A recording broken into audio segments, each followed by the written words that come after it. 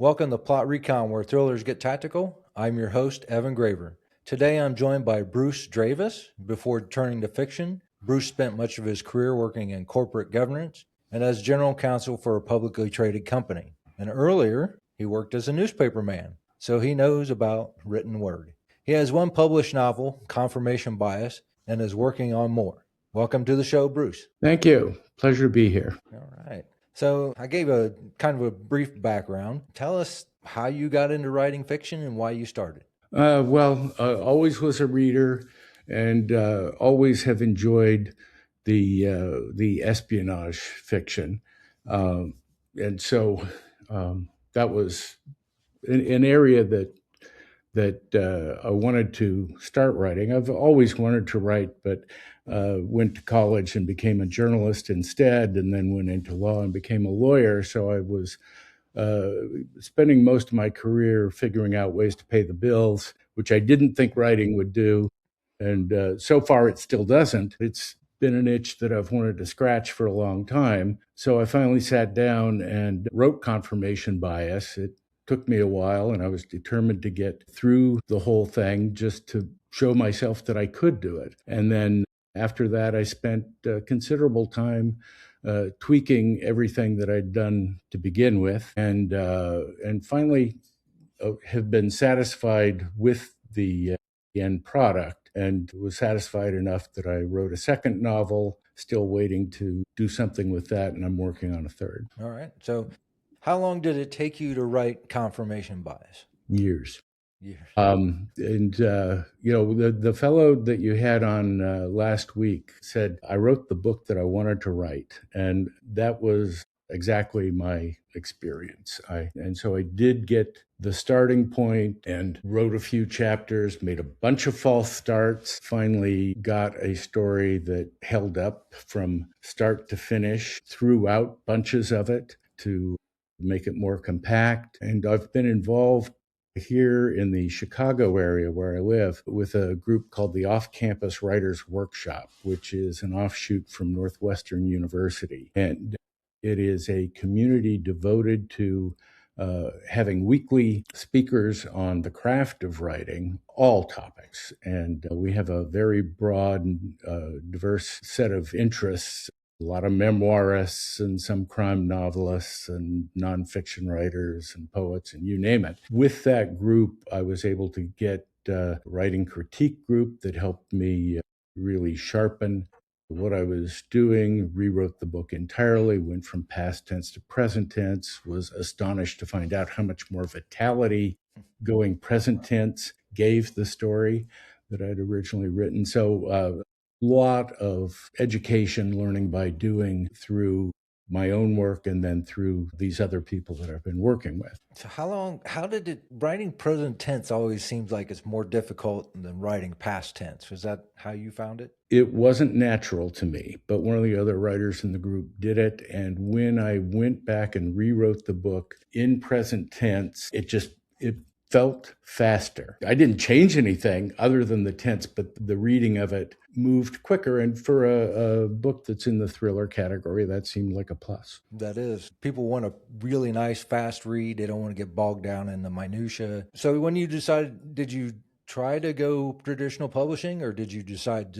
straight away to be self-published? No, been sending query letters for years and years and years. And again, one of the, as you say, the writing's the easy part, the marketing's the hard part. And publishing with traditional publishers, I think, has changed over time as well. The availability of outlets for writers to actually get into print has been completely democratized. And the publishing companies really are not so much gatekeepers of the product. And so the agents have a somewhat different role too. And so I think that my coming in as an older writer, because I'm retired, but as a newbie, and since I'm retired, I don't have 10 books in front of me. I've got a few. I probably present a different profit profile to an agent and to a publisher. And then there's all the question of, are you writing into the market? And that part, since I follow the market, I read the genre, I stay current. but I can't say that I write deliberately to say, okay, I've got these audience components that I want to go hit. I always thought that, I didn't succeed. Short version, I didn't succeed at traditional publishing. I finally decided to do a self-publishing. yeah, I went that route myself because I didn't want to deal with all the agents and all that stuff. I always thought that writing to market in the thriller genre is, I don't know, it's fairly easy because you can just pick a broad topic and write about it, right? But you can go back to LeClaire novels and they still seem like you're writing to the market today. Yeah, I guess I think that the way I look at it is that if I wanted to do Google search or go through AI and say, tell me where I need to have specific plot points to write a bestseller and what order do they appear and by which part of the book should they appear, give me the list and then, go hit that. That would be a different sort of writing than what I'm doing. In the case of confirmation bias, I knew what my opening scene was going to be, and I knew what my ending scene was going to be. It had a lot of middle to make up in between, but that sort of helped me shape the book. And so that, whether it's for right or for wrong, the people that I'm close to who've read the book come away saying, gosh, we really love it. But then you have to find people who aren't your friends to go read it. Yeah. So, and part of the difficulty and the time that took you to write the book, was that because you were pantsing it and didn't really have an outline, or it just took time because you didn't have the time? I think it took time because I don't have an MFA. I wasn't an English major. I was a journalist. I was a newspaper guy. So I know a lot about current events, pay attention to current events, well read, well versed. And certainly 35 years in law, I knew a lot about the law. So I had subject matter interests. And then once I decided on how the topic would advance, I had to work out the plot as I went along. So the starting point, and if I can just give sort of the opening scene to let folks on the podcast know what's happening. Absolutely. We start in a DC hotel with a journalist pumping the CIA deputy director to see if he'll generate a little more information on a rumor that she's gotten about the Saudi Arabian Air Force getting advance warning of an airliner attack that was aimed at Mecca, a plane full of Iranian pilgrims for the Hajj. And the Saudi Air Force shoots down the plane. She's trying to get information about, well, is this rumor true? And they joust a little bit. He gets a buzz on his phone. He looks at the text, says, got to go back to the shop. She says, what for? He says, you'll guess. And a few seconds later, on the TV screen, there's been a second attack, an airliner that hits the Burj Khalifa in Dubai. So this is your sort of start with the action scene. And then the protagonist gets brought in, a fellow named Anthony Rogers, who's a West Point professor teaching about thinking biases. And one of his concerns that he tells this journalist is, well, everybody's talking about this like it's terrorism, but they're overlooking facts that might suggest that it's something else. They're just cherry picking. We call that confirmation bias. That gets the story rolling along. And then as he gets involved in the Defense Intelligence Agency investigation into this, he discovers that shortly after 9/11, CIA developed an anti-hijack technology that would take over aircraft autopilots. And then they abandoned it, but it starts the question, okay, was this what was used to turn this airliner into a weapon? And the story proceeds from there. Okay. That's a lot of conspiracy theories revolving around what you just talked about with that technology. Well, and it's set in 2016, so it's a little bit earlier of more modern Waymo and other self-driving cars. Yeah. But it seemed entirely possible. In fact, as I was researching, I did come across a reference to a guy who claimed to have been able to use a gaming system while he was on board a plane to get access to the ACRS system of the plane. Don't know if that's a true story or not. Sort of Yeah. worrisome if it is, but tried to make this premise conceivable to the readers. It would be my real delight if people just got scared to get on airplanes because they thought, okay, this was possible. Well, I think it's the technology's there because you look at all the stuff we have with unmanned aerial vehicles and drones, and Yeah. it's quite possible that that stuff is built into the aircraft already and available right now to intelligence agencies or air. Yeah, it could be.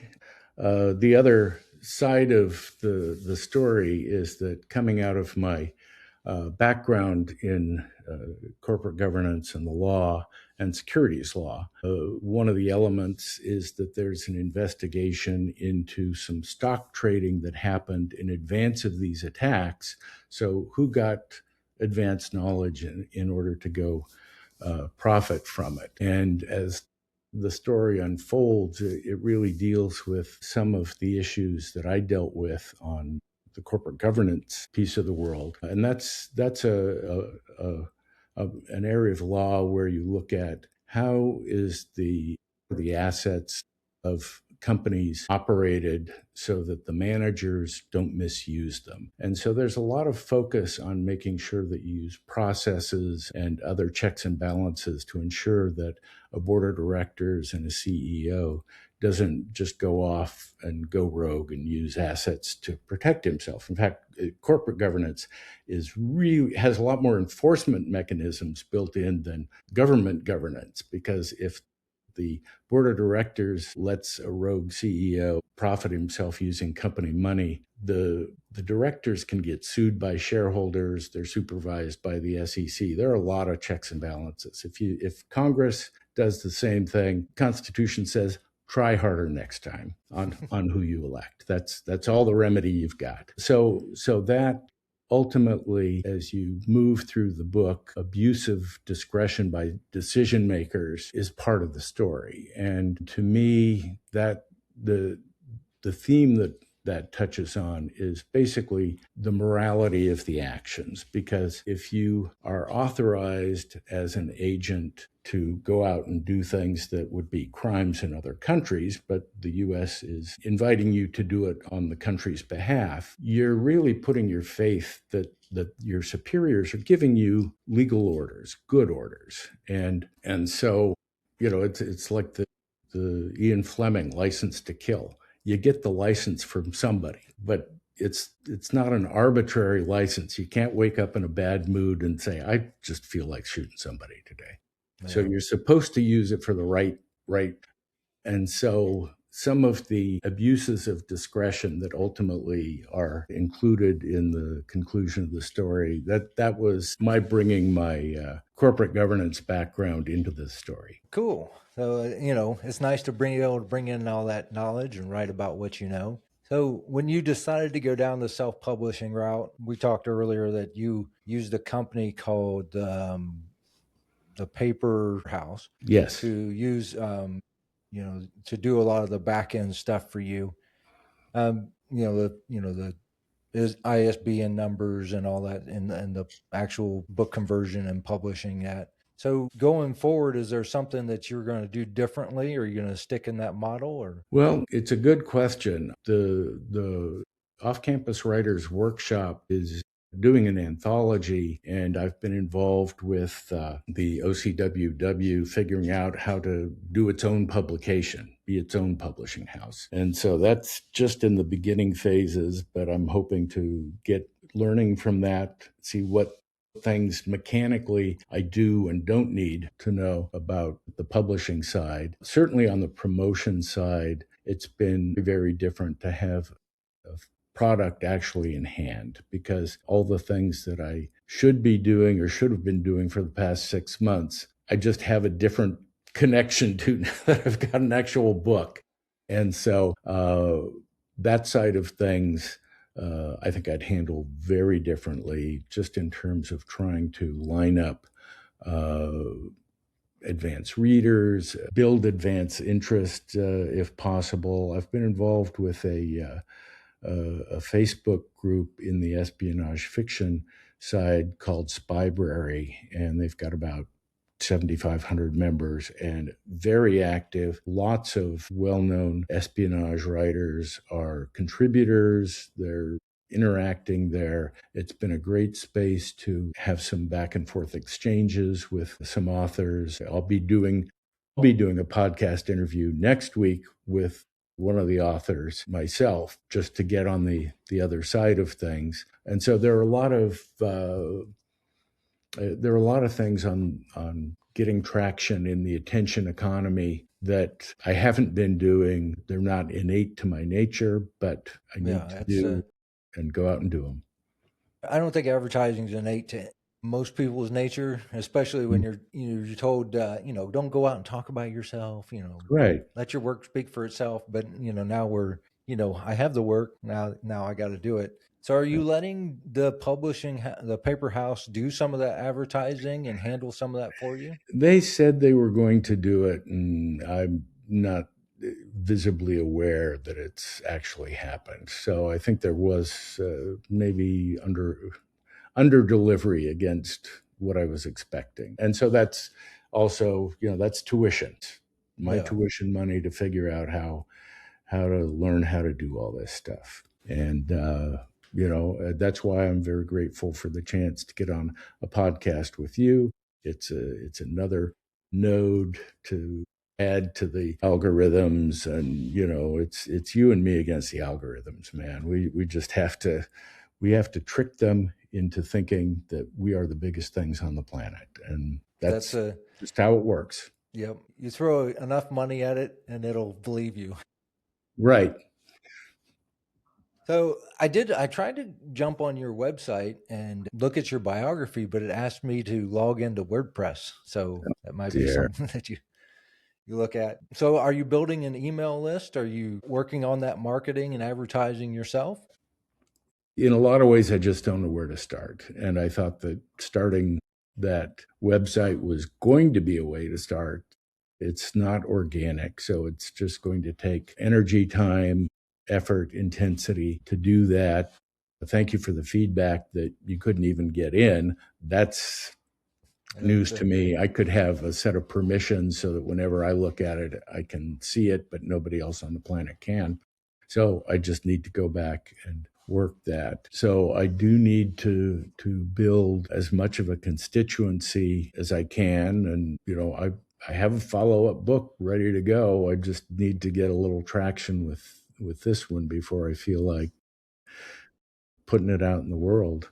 The other thing I noticed was that you don't have anything filled out on Amazon as far as the author profile. So definitely get that up, get your picture up on there. That helps a lot. That's a part of the algorithm and your discoverability. Oh, good. Thank you. Yeah, it's just one of those check the box things where I don't have the list in front of me, but I need to do all the boxes. Yeah, so, thanks. That's great. There's a lot of back end stuff that people don't always realize that we have to do. And I told my mom, I was like, did you know you have to have an ISBN for every version of the book that you publish? And she had absolutely no idea. And most people don't. So even starting out, I had no idea half this stuff existed or what I needed to do. So it's just all about networking and talking to people and figuring out what you need to do and having that checklist and going through it and making sure that you push that algorithm forward so you can get your book sold. Yeah, and part of it is that I've really focused, and I think properly, on the writing part. Yeah. Can I get the story? Can I get the story right? Can I get the story told? And that's the most fun too, but and the other stuff is work because it's not fun, but it's all got to be done. But the order that I have gone about doing it is to work on the writing part. And I do try to be a worthy member of some of the communities, the writing communities that I've been in. Somebody asked me to be a beta reader on their thriller a couple weeks ago, and I just sent him feedback the other day. He said, yeah, I thought that was a weakness. but I didn't know if it really was. And I didn't spot this other thing. So, thanks. And it's among people who actually have sat down in the chair, gone from the start all the way to the finish, and had to rewrite it to make sure all the joints were tight. You just know how it works. You appreciate what they've done, and if you can help them tweak it, it's great. The writing, I always say it's the easy part, but it is the backbone of what we do. If we don't write a book, there's nothing for us to sell. Yeah.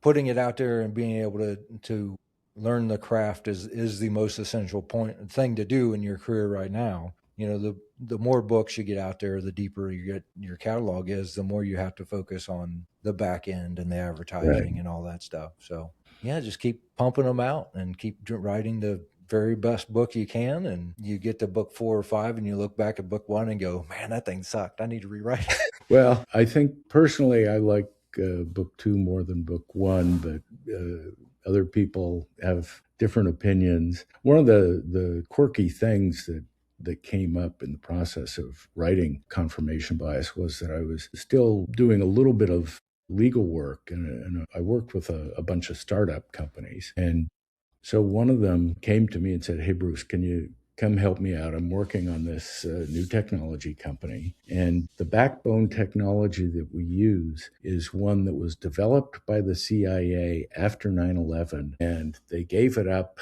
but now we're going to try to commercialize it." And this was after I had come up with the idea for Confirmation Bias. So it was like, okay, this does seem like the book I was meant to write. And then now you got technical details, right? Now you understand how the system works. Well, these guys were doing something completely different from controlling aircraft. But yeah, Okay. it was great to have the universe say, yes, this really happens. Yeah. That is one of those things where I always say that thriller writers have like a crystal ball, and we're looking into the future and we're looking for the next great thing that's going to happen. And when it does happen, it's either very shocking to us or it's confirmation of what we're doing and we're doing something right. Well, or sometimes it's just God, I knew about this problem a long time ago, and now here it is. Yeah. Yeah. So let me ask you, this is going to be our final question in the podcast. What do you want people to take away from the books when they've done reading? I want them to say, gosh, I'm glad I read that. I liked the main character, felt believable, and I thought that the outcome was surprising, but not deus ex machina, believable throughout. And yes, I can see how this really would happen. And gosh, I wonder if he's doing another book. And, that would be the best possible outcome. Awesome. And that's what we want. We want people to read through. And that's a wrap on this episode of Plot Recon, where thrillers get tactical. Thanks to Bruce Dravis for joining me and talking about his path from law and journalism into fiction. You can find Confirmation Bias on Amazon. If you enjoyed this episode, share it, leave a review, and subscribe wherever you listen. You can also visit plotrecon.com and pick up some field gear. All purchases directly support the show. I'm Evan Graver. Thanks for listening. Stay sharp, write hard, and keep your fiction tactical.